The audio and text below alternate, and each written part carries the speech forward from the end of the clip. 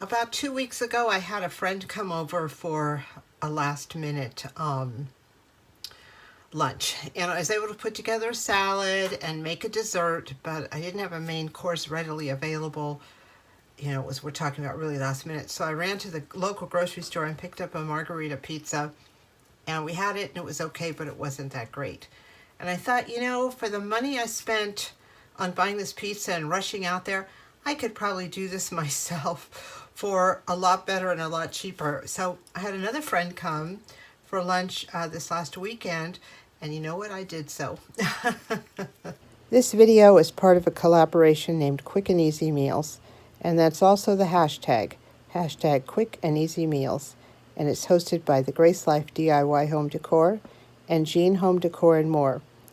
Every Sunday night at 7 o'clock, new videos pop up on the playlist, and you can see that playlist on the community page of the Grace Life DIY Home Decor. So this is what I did. First of all, I made my own pizza dough, and this is a bread machine pizza dough, and you can use any pizza dough you want, but this is the one I had, so I threw it in the bread machine the night before and made it up. And I used some cornmeal to put at the bottom of the pan, and some of this tomato basil Rouse pasta sauce. Now, this pasta sauce is smaller and more expensive than a lot of pasta sauces, and I actually didn't purchase it. Someone gave it to me, and I wouldn't have purchased it because it's more expensive, but it was actually very good, and for this pizza it was wonderful, so I think I will be purchasing it again for pizza, because you don't use very much for pizza, and this was really outstanding. I also purchased at Costco some pesto sauce after that first bad experience with the pizza, and I thought, well, this was $9, but again, you don't use that much pesto on the pizza, so I'm still ahead of things. And I had some shredded mozzarella here. When I did this a few days ago, there were two of us, so I used this cast iron griddle. I threw it in the oven. I liked it, and I put the pizza dough up to the edges. It was a little too much because it started falling over the side. So if I were to do this again on here, I would just do it in the middle.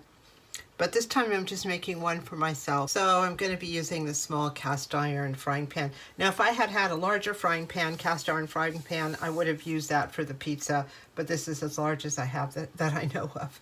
So I'm going to start by putting some cornmeal at the bottom. Keeps it from sticking.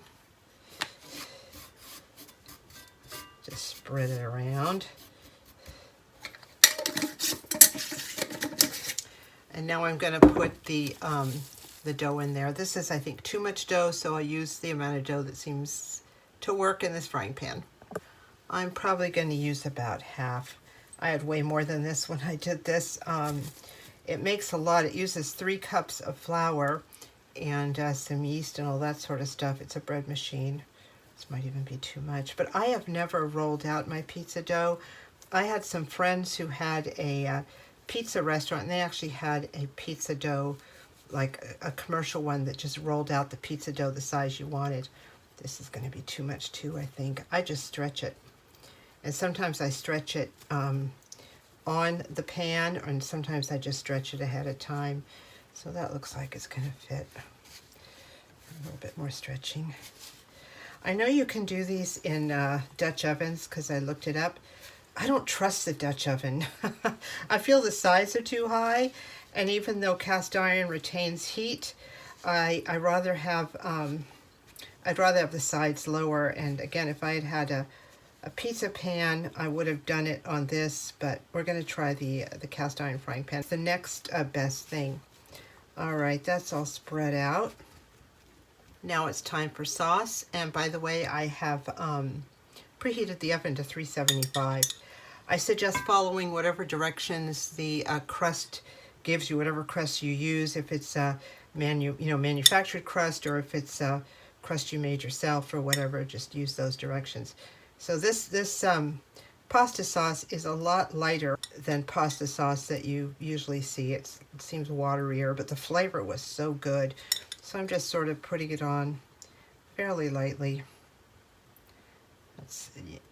That's enough for me.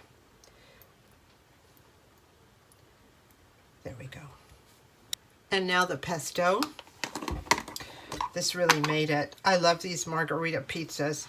They're just so good. I'm not much of a meat eater, so pepperoni doesn't do much for me, but I do like these. So I'm just gonna put a couple of spoonfuls and then spread it around with the fork. Here we go with that. It does tend to melt, but there we go. Just kind of spread it around, add a little bit more if you want to. You can also throw basil leaves on top of this, but the chances of my having a fresh basil any time of year, including right now, are 0 to none, but pesto I always have, or at least I'm going to start always having. There. Okay, now cheese. I like a lot of cheese. This is, as I believe I said, grated mozzarella, and it is so good. It cooked up real well.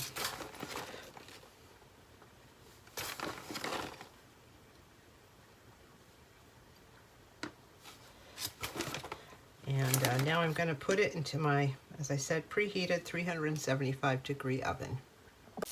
And here it is, just out of the oven. Still sizzling and bubbling.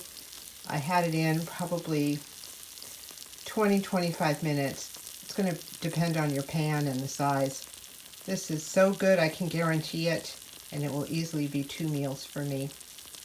So anyway, I figure the cost to be probably less than $1. You saw how much I put on of each ingredient, and if you make your own crust, then it's a fraction of what you would pay and 10 times as good. Thank you so much for watching.